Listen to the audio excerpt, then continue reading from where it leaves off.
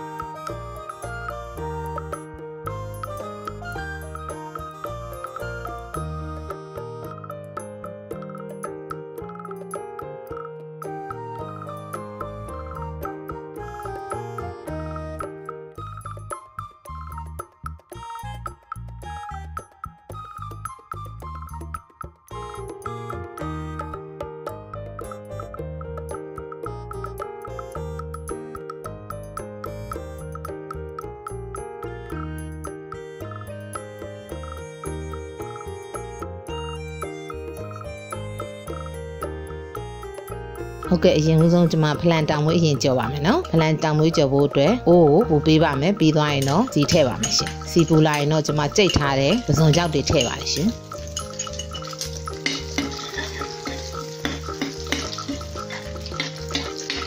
ပစုံကြောက်လေးကို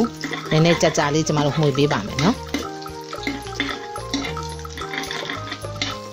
ပြီးသွားရင်တော့ဖလန်တောင်မွေးတွေကိုကျွန်မဆေးပြီးတော့တပြားရိုက်ထားပါလိမ့်ရှင်ပြီးရင်တော့ဖလန်တောင်မွေးတွေကျွန်မထည့်ပါမယ်နော်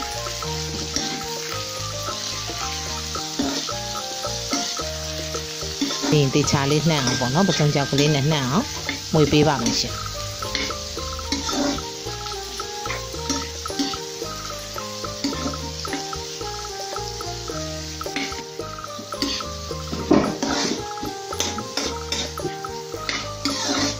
နည်းနည်းလေးကြကြလေးမှွေပြီးသွားပြီဆိုရင်တော့ကျမတို့အရသာအတွက်ပေါ့နော်ငပြားရေးထည့်ပါမယ်နော်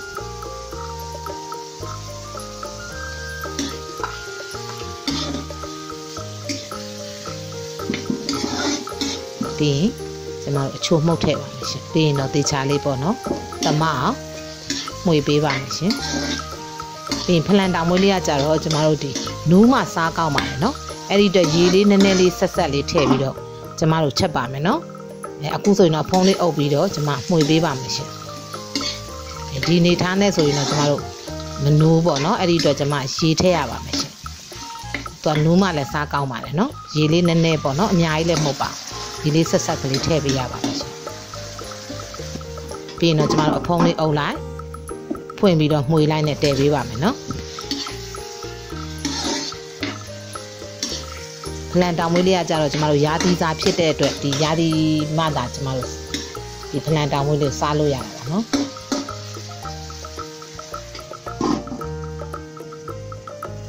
တော့ထမင်းနဲ့မိန်ပါလေရှင်နူးအောင်ပေါ့နော်ကျမတို့အဖုံးလေးဖွင့်လိုက်ပိတ်လိုက်နဲ့တည်ပေးပါမယ်အခုနေထားလောက်ဆိုတော့ရေလေးလည်းခမ်းပြီဆိုတော့ရပါပြီနော်နူးလည်းနူးနေပါပြီကျမပကံတစ်ခုလည်းခတ်ထည့်လိုက်ပါရှင်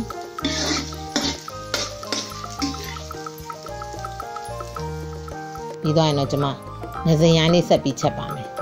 အိုးတွေကိုကျမစီထည့်မယ်စီပူလာပြီဆိုရင်တော့ကြိတ်ထားတဲ့ကြက်သွန်အဖြူနီးထည့်ပါရှင်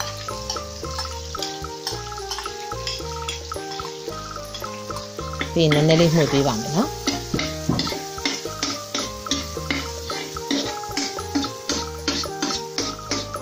ဆက်နှင်းထည့်ပါမယ်ရှင်စက်သွန်လေးတွေကိုရဲလာတဲ့ဒီကျမတို့မှွေပေးရပါမယ်ရှင်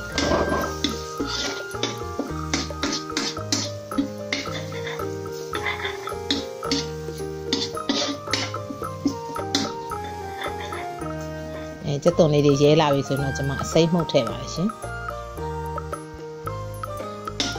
ပြီးတော့ကြကြလေးပေါ့နော်စီကိုတက်ပေးရပါမယ်။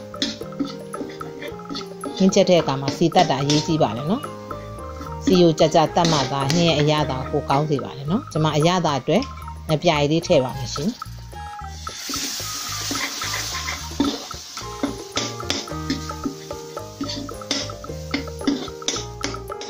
ချိုမုတ်ကလေးထည့်ပါမယ်နော်စီတက်တဲ့အချိန်မှာပဲကျမတို့ငပြားကြီးချိုမုတ်ကလေးထည့်ပါမယ်နော်အဲ့ဒါဆိုဟင်းကိုပို့ပြီးတော့မွေးစေပါတယ်နော်အနံ့လေးမွေးစေပါတယ်ရှင်ပြီးတော့ကျမအရသာနယ်ထားတဲ့ငစင်ရိုင်းတွေထည့်ပါတယ်ရှင်စားရဲ့အချိုမုတ်ကဆန်နွင်းလေးရနယ်ထားပါမယ်နော်ငစင်ရိုင်းလေးတွေထည့်ပြီးတော့ကျမလုံးပါမယ်ရှင်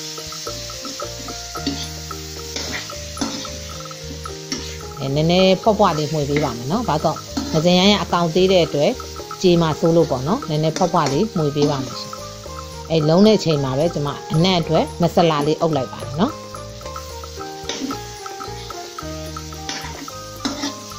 ဟင်းလုံးတဲ့အချိန်မှာမဆလာအုပ်တဲ့အတွက်ပိုပြီးကောင်းပါတယ်နော်ကြာလေးလုံးပေးပါမယ်ရှင်ပြီးသွားရင်တော့ကျမဒီကြက်သွန်ရေကျင်းထားတဲ့ရေလေးတွေထည့်ပါတယ်ရှင်သူကအရေကအများကြီးလည်းထည့်ကြမလို့ပါဘူးเนาะငါးလေးရသေးတဲ့အတွက်ရေကြကြတဲကြမလို့ပါဘူးရှင်ပြီးရင်တော့အဖုံးလေးပိတ်ပြီးတဲပါမယ်เนาะစူလာပြီဆိုရင်တော့ဟိုဘက်ဒီဘက်planပေးပါမယ်ရှင်ဒီဟင်းလေးကကြတော့တချို့ကြတော့စီပြန်ချက်ပါတယ်เนาะစီလုံးဝပြန်တဲ့အထိချက်ပါတယ်ကျမကတော့ရေလေးနည်းနည်းကြံအောင်ချက်ပါမယ်เนาะအခုဆိုရင်တော့ကျမမကြီးရထည့်ပါတယ်ရှင်မကြီးရလေးထည့်ချက်ရင်ပိုစားကောင်းပါတယ်เนาะချင်းစီပြန်လေးပေါ့ရှင်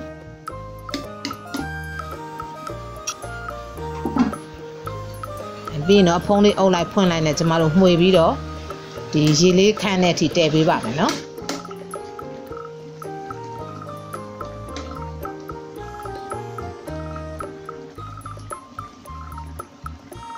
အရသာလေးမြည်ကြည့်ပါမယ်ရှင်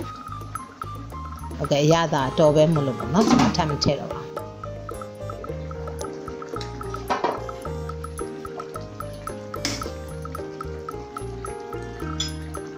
ပြီးရင်တော့ကျွန်မရှမ်းနန်နန်လေးအုပ်လိုက်ပါရှင်ဒီဟင်းလေးကရှမ်းနန်နန်အုပ်ပြီးချိန်ပိုကောင်းပါတယ်เนาะနောက်ဆုံးမှာကျွန်မရှမ်းနန်နန်လေးအုပ်ပါတယ်ရှင်